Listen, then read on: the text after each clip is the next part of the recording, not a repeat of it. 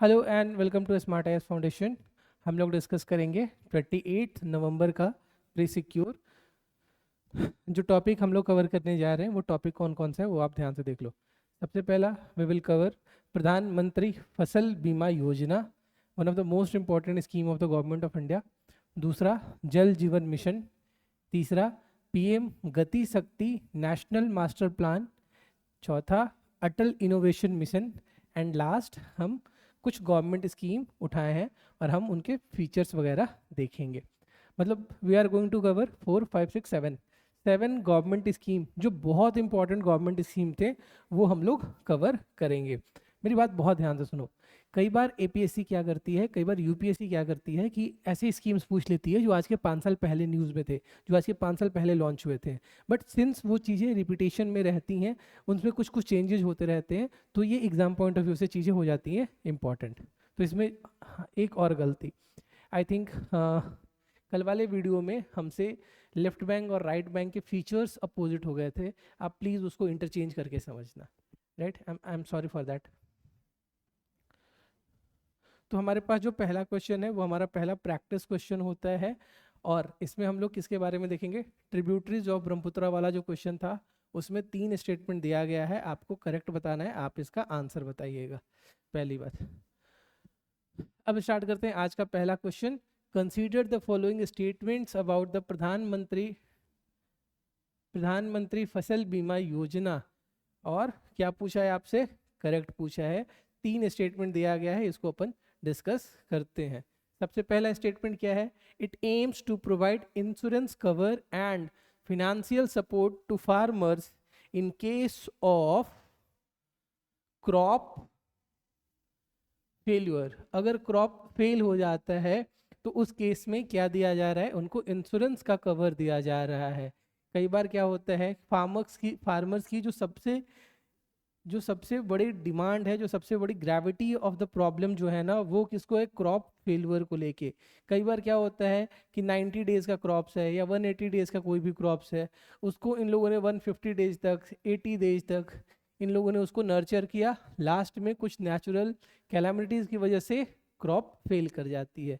तो अब इसमें फार्मर की तो कोई गलती नहीं है ना, बट उसकी टाइम, एनर्जी, इमोशंस, इकोनॉमी सब कुछ उसकी लगी हुई है, तो उसका बैंड बच जाता है। इसी चीज़ को मैनेज करने के लिए कॉन्सेप्ट आता है क्रॉप इंश्योरेंस का, कि क्रॉप का भी इंश्योरेंस किया जा रहा है। जैसे हेल्थ इंश्योरेंस होता है, जैसे लाइफ इंश्योरेंस होता है, वैसे ही क्रॉप का भी इंश्योरेंस हो रहा है। वही स्कीम लाया गया है प्रधानमंत्री फसल बीमा योजना। तो पहला ये है। दूसरा स्टेटमेंट क्या है, premium rates under the scheme are uniform for all crops across all region. बेकार बात है, नॉट पॉसिबल। हर क्रॉप्स का डिमांड अलग है, हर क्रॉप्स का टाइम अलग है, हर क्रॉप्स की नीड अलग है। In that particular case premium rate uniform हो ही नहीं सकते हैं। तो दूसरा स्टेटमेंट तो देखो गलत है। तीसरा क्या है, it covers localised calamities such as hail storms and landslides वगैरह। थर्ड वाला statement is correct. thus the correct answer to this question is option B, that is 1 is correct, 3 is correct, 2 is not correct। अब हमें जो देखना है वो बात ध्यान से देखो। जो प्रीमियम है वो कितना कितना है, जो खरीफ क्रॉप्स हैं इसका 2%, और जो रबी क्रॉप है उसका 1.5%, और जो कमर्शियल और हॉर्टिकल्चर क्रॉप्स हैं इनका कितना 5% हमारा प्रीमियम रहेगा, राइट। अब एक बार इस स्कीम को पूरी डिटेल में देखते हैं। ये स्कीम लॉन्च हुई थी आज के 8 साल पहले 2016 में। आई रिमेंबर दैट डे जब न्यूज़पेपर में पूरा का पूरा एक पेज आया था इस चीज़ के ऊपर। बहुत जोरों शोरों से गवर्नमेंट ने इसको लॉन्च किया था। दूसरा, इम्प्लीमेंटेशन की जो एजेंसी है, जो पेरेंट बॉडी है, that is your ministry of agriculture and farmer welfare. Purpose क्या है मैंने आपको एक्सप्लेन कर दिया। अब देखो, one nation one schemes concept के साथ ये लिंक करता है। पहले रीजनल लेवल पे स्टेट्स वगैरह की अलग अलग क्रॉप इंश्योरेंस स्कीम्स वगैरह थी, ये लोग लेके आए प्रधानमंत्री फसल बीमा योजना, बहुत सारे स्कीम्स को एक साथ मिला के। जो पहले हमारे पास NAIS हुआ करता था, नेशनल एग्रीकल्चरल इंश्योरेंस स्कीम, और बाद में जो मॉडिफाइड NAIS आया, इसको रिप्लेस किया प्रधानमंत्री फसल बीमा योजना ने। अब किस किस केस में इंश्योरेंस दिया जाएगा, पहला नेचुरल कैलामिटीज, दूसरा पेस्ट के केस में, और तीसरा डिजीज के केस में। दूसरा ऑब्जेक्टिव ऑब्वियसली क्या होगा, इनकम को स्टेबल करना। उसके बाद मॉडर्न प्रैक्टिसेस वगैरह भी इनकरेज करने की बात हो रही है, और क्रेडिट मतलब जो पैसे की एक्सेसिबिलिटी है वो भी एग्रीकल्चर सेक्टर में फैसिलिटेट करने की बातें हो रही हैं। प्रीमियम रेट मैंने आपके साथ डिस्कस कर लिया, ठीक है। गवर्नमेंट, स्टेट गवर्नमेंट और सेंट्रल गवर्नमेंट दोनों इक्वली प्रीमियम को कवर करेगा। एरिया बेस्ड अप्रोच को रखा गया है, right. Area based approach I hope समझ में आ रहा होगा कि एक पर्टिकुलर एरिया बना के अप्रोच रखा गया है। ऑब्वियसली एग्रीकल्चर ऐसे ही होता है, नॉर्थ ईस्ट में भी रीजन्स अलग अलग हैं जहाँ पे एग्रीकल्चर प्रोडक्टिविटी, एग्रीकल्चर क्रॉप हर रीजन के अलग अलग होते हैं। नॉर्थ इंडिया में भी ऐसे है, पूरी दुनिया में ऐसे ही होती है लगभग। जो एग्जाम पॉइंट ऑफ व्यू से आपको याद करने वाली बात है और जहाँ पे आप गलती करोगे वो ये है कि जो सब्सिडी है उस पर कोई भी अपर लिमिट नहीं है।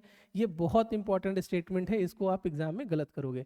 तो इस स्कीम में आपको दो तीन चीज़ें देखना है, प्रीमियम का रेट देखना है, और प्लस आपको क्या देखना है, सब्सिडी पे कोई लिमिट नहीं है। टेक्नोलॉजी वगैरह की भी यूज़ की बातें हैं, टैक्स भी आपको छोड़ दिया जाएगा।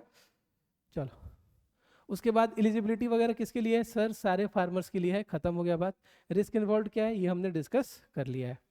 उसके बाद दूसरा जो हमारा स्टेटमेंट है दैट इज रिगार्डिंग योर प्रधानमंत्री जल जीवन मिशन के बारे में है। 3 स्टेटमेंट दिया गया है और आपसे क्या पूछा जा रहा है, करेक्ट कौन सा है।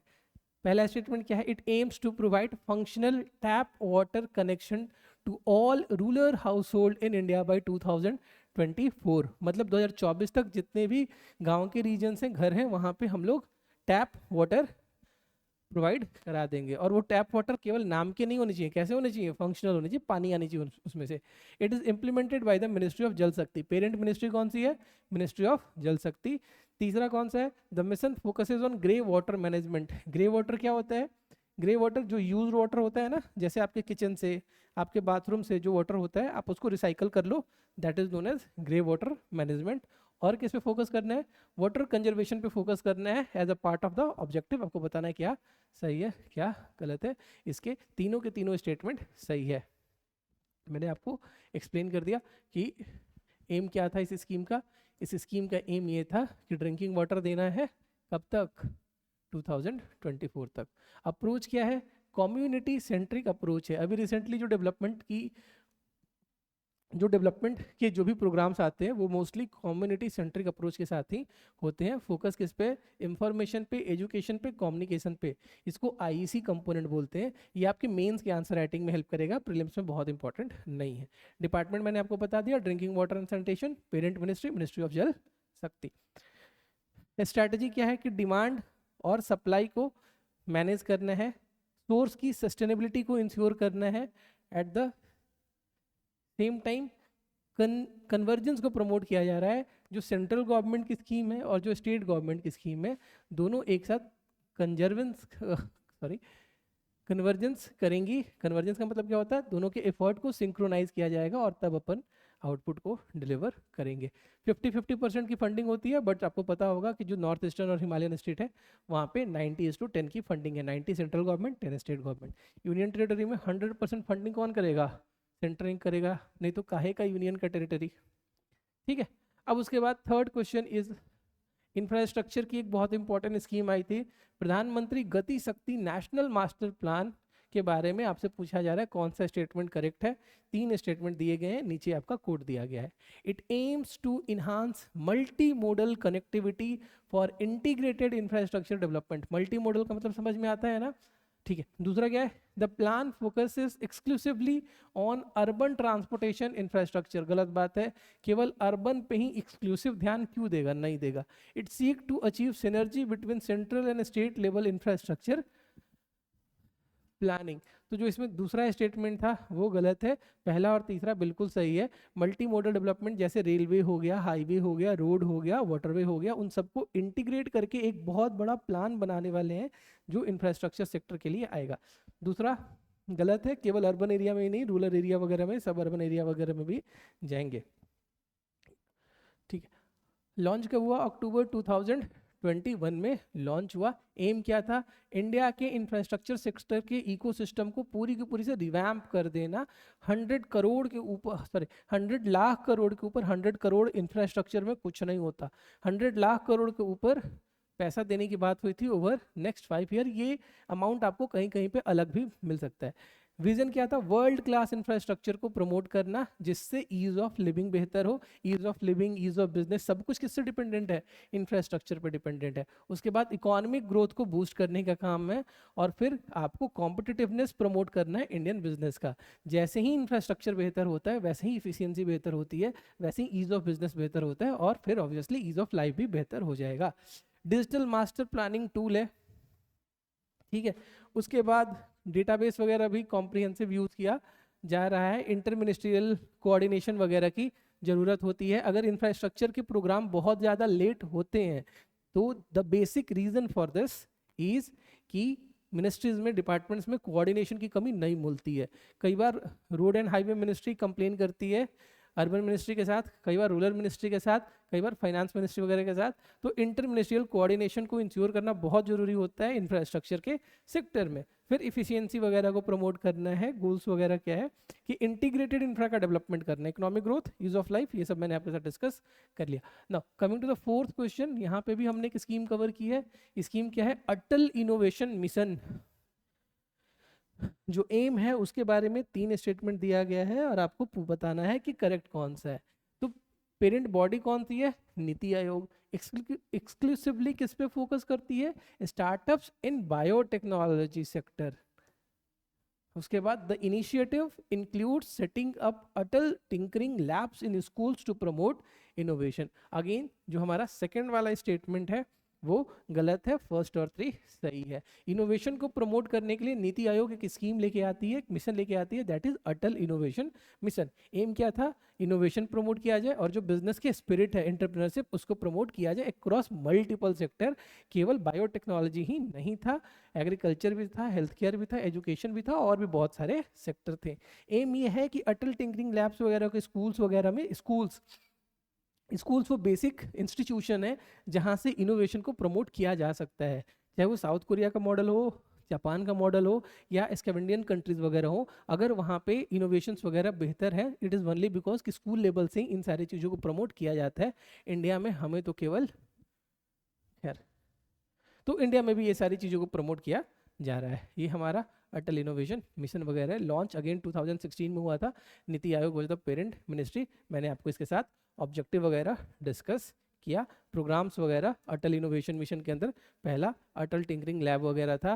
फिर उसके बाद बहुत से कंपटीशन वगैरह भी चलते हैं। अटल इंक्यूबेशन सेंटर्स वगैरह जो स्टार्टअप्स को नर्चर करेंगे, इसके लिए अटल इंक्यूबेशन सेंटर्स वगैरह है। फिर बहुत से चैलेंजेस वगैरह भी, मतलब कंपटीशन वगैरह भी ऑर्गेनाइज किया जाता है। नाम होता है Atal new India challenge and Atal grand challenge वगैरह, कुछ नहीं है। उसके बाद फिर मेंटर इंडिया इनिशिएटिव वगैरह इसके अंदर आता है।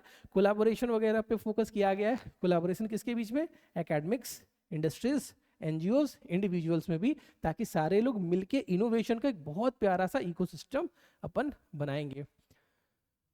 फिर एम 2.0 भी आया रिसेंटली। अमाउंट कितना है? 2750 करोड़, जो कब तक वैलिड है? 2028 तक वैलिड है। गोल्स वगैरह क्या हो गया? ऑब्वियसली इनोवेशन प्रमोट करना है, इकोसिस्टम को इंप्रूव करना है, ग्लोबल जो पोजीशनिंग है इंडिया की इनोवेशन के सेक्टर में उसको और बेहतर करना है। Coming to the last question, जहाँ पे आपको 3 स्कीम्स दिए गए हैं और आपको यहाँ पे ऑब्जेक्टिव दिया गया है। पहला क्या है? PM Kisan direct income support to farmer, okay. PM UI Ujjwala free LPG connection to rural household. अगला क्या है? दीनदयाल उपाध्याय ग्राम ज्योति योजना, जो यूनिवर्सल रूरल इलेक्ट्रिफिकेशन वगैरह कर रही है। आपको बताना है कौन सा सही है, कौन सा गलत है। तो पहला आपको पता होगा कि पीएम किसान क्या प्रमोट करता है? 6000 पर ईयर फार्मर को देने की बात हो रही है। पीएम यूआई ये एलपीजी कनेक्शंस वगैरह को कहाँ पे? रूरल एरिया में, ताकि जो इंडोर पॉल्यूशन वगैरह है और हेल्थ वगैरह की जो इश्यूज आती हैं वो भी उसको एड्रेस कर पाए। दीनदयाल उपाध्याय वाली जो स्कीम है वो रूरल इलेक्ट्रिफिकेशन वगैरह पे फोकस कर रही है। तो ये 3 स्कीम्स थे, हमने डिटेल में दे दिया है। आइए एक बार देख लेते हैं। तो प्रधानमंत्री किसान सम्मान निधि, किसान को सम्मान की निधि, निधि मतलब मॉनेटरी बेनिफिट दे रहे हैं, ठीक है। कितना दे रहे हैं? 100% फंडिंग कौन देती है? Government of India. Parent ministry, प्रधानमंत्री के आगे किसान लग गया, मतलब किसान लग गया तो मिनिस्ट्री कौन सी हो गई? फार्मर वॉरफेयर, वॉरफेयर नहीं है, इट इज वेलफेयर वाली। डायरेक्ट बेनिफिट ट्रांसफर वगैरह भी दिया जा रहा है। अमाउंट कितना है 6000, कितनी बार में दिया जाता है 3 बार में दिया जाता है, 2-2000 के इंस्टॉलमेंट आते हैं। बेनिफिशियरीज कौन है, सारे लैंड होल्डिंग फार्मर हैं, साइज से कोई फर्क नहीं पड़ता। रिस्पॉन्सिबिलिटी किसकी है, स्टेट और जो यूटी की गवर्नमेंट है वो बेनिफिशियरीज को आइडेंटिफाई करेगी। मेरी बहन एग्रीकल्चर डिपार्टमेंट में है तो कई बार वो लोग इस स्कीम को इम्प्लीमेंट करते रहते हैं। देन यू हैव ऑब्जेक्टिव क्या है, फिनेंशियल असिस्टेंस, क्रॉप हेल्थ को इंश्योर करने हैं, जो कर्ज वर्ज हो जाता है उसको मिटिगेट करने हैं। 2000 रुपये सुनने में कुछ नहीं लगता बट इट्स ग्रेट, ठीक है। कुछ भी नहीं मिलता है उससे अच्छा है कि फैमिलीज को साल में 6000 रुपये तो मिलते हैं ना, हाँ, तो इट्स गुड इनिशिएटिव, अच्छा है, बट फिर भी amount is always a matter of debate कि 6000 में कुछ नहीं होता, थोड़ा ज़्यादा होना चाहिए वगैरह वगैरह। तो ये सारी चीज़ें होती हैं, डीबीटी वगैरह हमने डिस्कस किया आपसे। दूसरा, प्रधानमंत्री उज्ज्वला योजना, पेट्रोलियम और जो नेचुरल गैस वाली मिनिस्ट्री है वो एम क्या कर रही है कि जो रूरल और डिप्राइव्ड होम है वहाँ पे clean cooking fuel, LPG fuels वगैरह हम लोग प्रोवाइड करेंगे। नाउ उसके बाद फिर हमारा जो लास्ट वाला स्कीम था दीनदयाल उपाध्याय ग्रामीण ज्योति योजना, ये मिनिस्ट्री ऑफ पावर जो हुआ करती थी 2014 में ही लॉन्च किया गया था। एम यही था कि 24/7 इलेक्ट्रिसिटी वगैरह को प्रमोट किया जाए, ठीक है। कुछ कुछ कंपोनेंट है, आप देख लेना, इतने डिटेल में तो चीज़ें नहीं आएंगी, बट फिर भी जो आपको बताया जा रहा है आप उस पर ध्यान दो। तो जो जो स्कीम्स हमने कवर किया उन स्कीम्स को बहुत ध्यान से देखना। आज का एक होमवर्क जो इम्पोर्टेंट है वो ध्यान से आप सुन लो। आपको केवल एक ही होमवर्क है आज, आपको पूरी की पूरी फंडामेंटल ड्यूटी याद करनी है बस, और कुछ नहीं। एक ही होमवर्क है, फंडामेंटल ड्यूटी आप याद कर लेना, और बाकी इस महीने के जितने प्रीसिक्योर हैं उसको रिवाइज करो। Because if you are not revising ना, कोई फ़ायदा नहीं है पार्टिसिपेट करने का। और आप अभी देख रहे होगे, ये बात मैं लास्ट में ज़्यादा मतलब बोलूँ तो ज़्यादा बेहतर है, कि इस वीडियो के व्यूज़ धीरे धीरे नीचे जा रहे हैं। This is why people fail in examination, और कोई रीज़न नहीं है। लोग फेल क्यों होते हैं, क्योंकि कंसिस्टेंसी मेंटेन नहीं हो पाती है। शुरू में तो सारे लोग पार्टिसिपेट कर लेते हैं बट उसको मेंटेन करना वो बहुत डिफिकल्ट है। तो जो भी हमारे साथ 1000 लोग देख रहे हैं इन वीडियोज़ को, हम प्रॉमिस अपन बहुत अच्छा करेंगे, ठीक है। तो आपको टेंशन नहीं लेना है, जो भी टॉपिक्स कवर होते जा रहे हैं उन सारे टॉपिक्स को आप बहुत अच्छे से रिवाइज कीजिए। इन्हीं टॉपिक्स को और डिटेल में अगर आपको पढ़ना है तो आप पढ़िए, इट्स कम्प्लीटली योर विल, ठीक है। पीडीएफ डाउनलोड कैसे करोगे, कमेंट सेक्शन में हम लोग पिन कर देते हैं, am I right. So this was it for tomorrow, for आज के लिए बस इतना ही। रात होते होते मैं भी थक जाता हूँ थोड़ा सा, चलो तो ठीक है, good night, we will meet tomorrow, thank you.